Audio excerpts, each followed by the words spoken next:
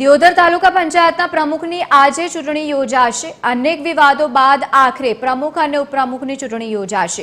High voltage drama વચ્ચે યોજાશે પ્રમુખ અને ઉપપ્રમુખની ચૂંટણી। આ વચ્ચે તમને પણ જણાવી દઈએ કે અગાઉ પણ બે વખત વિવિધ કારણોસર ચૂંટણી પ્રક્રિયા રદ થઈ ગઈ હતી અને ત્યારથી જ આ બેઠક સતત ચર્ચાઈ રહી છે।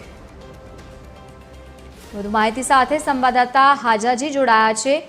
જે પ્રમાણે આજે ફરી એકવાર ચૂંટણીનું આયોજન કરવામાં આવ્યું છે, કેવો માહોલ છે ત્યાં, કારણ કે બે વાર પહેલા પણ ચૂંટણી રદ થઈ ચૂકી છે।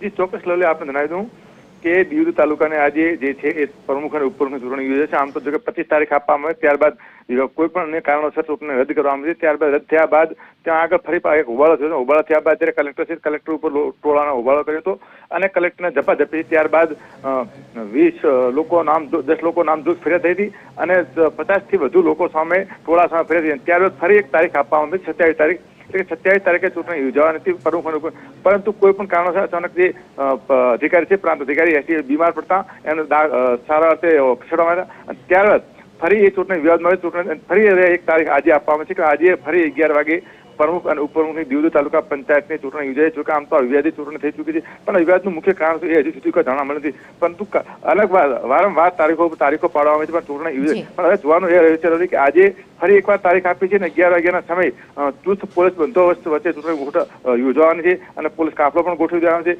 અધિકારીઓ પણ આવી છે અને કોંગ્રેસના પણ અનેક આગેવાનો અને નેતાઓ દિગ્ગજ હાજર। જાણવા મળતી માહિતી મુજબ આજે જગદીશ ઠાકોર પણ આજે આ ચૂંટણી જે યોજાય એને લઈ અને હાજર રહેવાના છે। બિલકુલ, આભાર સમગ્ર માહિતી સાથે જોડાવા બદલ। તો આજે જે પ્રમાણે એક બેઠક પણ છે, ચૂંટણી પણ છે, માહોલ ત્યાં ગરમાઈ રહ્યો છે। આ તમામની વચ્ચે સુરક્ષા વ્યવસ્થામાં પણ વધારો।